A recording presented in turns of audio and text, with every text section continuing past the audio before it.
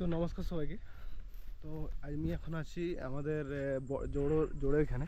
তো আজ এইটা হচ্ছে আমাদের কুসুমডাঙ্গা গ্রাম, যেটা পোস্ট হচ্ছে দহলা, খাতড়া থানার অন্তর্গত, ডিস্ট্রিক্ট আমাদের বাঁকুড়া। তো এখানে কালকে একটা মানুষ মরেছিল।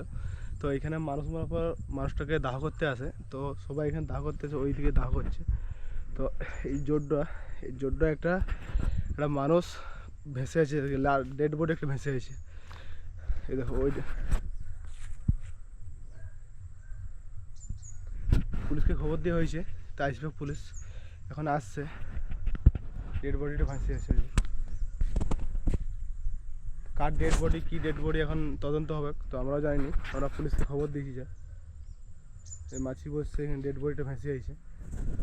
আর ওইখানে সব পুড়াচ্ছে। ভয় লাগছে আমার প্রচুর, এখানে একা আছি।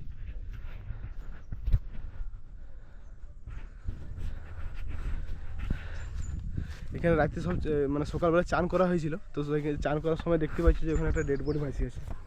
ডেড বডিটা ওইখান থেকে আমাদের ক্যানেল হলে, ক্যানেল জল বেরোলেই মানে ক্যানেল ছাড়লে এখানে মানে জল আসে, তো সেই ক্যানেল থেকে আসিছে। ডেড বডিটা কার মানে কীভাবে আসিছে তা আমরাও জানি। সকালবেলা দেখছি একটা ডেড বডি ভাসি আসছে।